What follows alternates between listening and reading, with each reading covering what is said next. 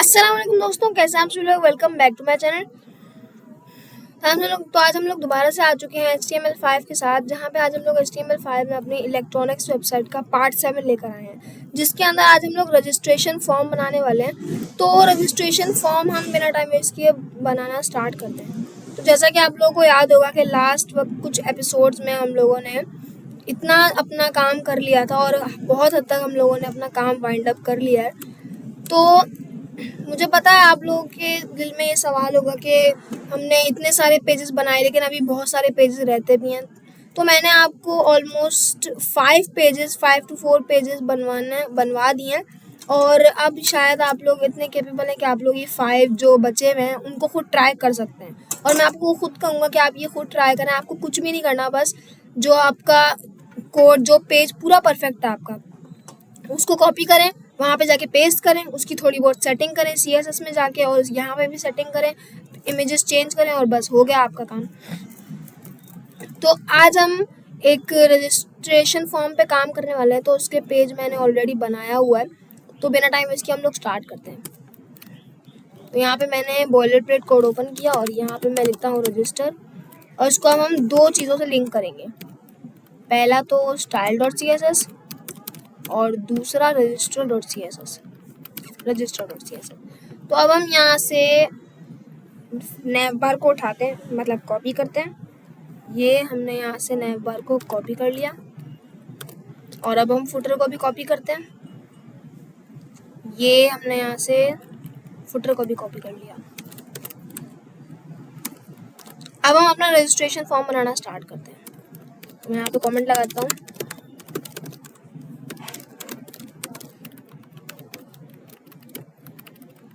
And करता हूँ अब इसको। अब जैसा कि आप सबको पता है कि रजिस्ट्रेशन फॉर्म या कोई भी फॉर्म बनाने के लिए एक स्पेसिफिक टैग होता है, उसका नाम है फॉर्म। तो वो मैं यहाँ यूज़ करूँगा। एक्शन में हम हैश लगा देते हैं और क्लास लिखते हैं रजिस्टर फॉर्म। तो यहाँ पे हम h1 और रजिस्ट्रेशन फॉर्म, ये हो गया रजिस्ट्रेशन फॉर्म। अब यहाँ पे मैं लेबल लगा देता हूँ। पहला रखेंगे नेम, ब्रेक टैग, इनपुट और placeholder, enter your name, double break tag. और अब मैं इसको कॉपी करके 4 बार पेस्ट करता हूँ। 5 टाइम्स हो गया, आई गेस हो गया। अब नेम, पासवर्ड, इसको भी पासवर्ड कर देते हैं, और एंटर योर पासवर्ड। और अब यहाँ पे इसको ईमेल कर देते हैं, ईमेल, एंटर योर ईमेल। अब यहाँ पे हम इसको कर देते हैं एड्रेस, और एंटर योर एड्रेस। और अब मैं यहाँ पे एक बटन क्रिएट करूँगा जिसको मैं क्लास देने वाला हूँ btn, और यहाँ पे लिखूँगा रजिस्टर। तो यह हमारा फ्रंट एंड हो गया। अब हम पूरा बैक एंड पे काम करेंगे। तो यहाँ से मैं रजिस्ट्रेशन फॉर्म का ये जो लिंक है इसको कॉपी कर लेता हूँ और यहाँ पे लाके पेस्ट कर लेता हूँ। अब मैं सबसे पहले इसका बॉर्डर दूंगा, तो आई गेस सियान दे देते हैं इसका बॉर्डर। और इसका बैकग्राउंड कलर मैं रखने वाला हूँ ब्लू, और टेक्स्ट का कलर मैं रखने वाला हूँ सियान। और इसको मैं पैडिंग दे देता हूँ 5 पिक्सल्स, और बॉर्डर रेडियस मैं दे देता हूँ 10 पिक्सल्स। अब जाके इसको चेक करते हैं कि कितना सेट हुआ है। यहाँ से मैं इसको रिफ्रेश करता हूँ, ये मैं आया रजिस्ट्रेशन फॉर्म पे। तो हाँ, भी ये काफ़ी हद तक सेट हो गया है। अब इसकी हम जो विड्थ है वो कम करते हैं। विड्थ मैं इसकी कर देता हूँ 75%। तो और क्या कर सकते हैं हम इसमें, टेक्स्ट अलाइन सेंटर, इससे सारे जो आइटम्स हैं वो सेंटर में आ जाएंगे। तो ये हो गया। अब मैं इसको मार्जिन टॉप दूंगा। मार्जिन टॉप मैं इसको 50 पिक्सल्स दूंगा, और मार्जिन बॉटम भी सेम दूंगा, क्योंकि ये देखने में अच्छा लगता है कि जितना मार्जिन टॉप उतना ही मार्जिन बॉटम। तो ठीक है। तो अब हम क्या करेंगे, इसको मार्जिन लेफ्ट देंगे। मार्जिन लेफ्ट मैं इसको दूंगा 150 पिक्सल्स, 250 ये हो गया। अब अब हम लोग इनपुट को स्टाइल देंगे। इनपुट जितने भी हैं उनका जो बैकग्राउंड कलर है वो रख दो चार्जियस, और इन सब का बॉर्डर मैं ट्रांसपेरेंट कर देता हूँ, ट्रांसपेरेंट। और टेक्स्ट का कलर जो है मैं कर देता हूँ सियान।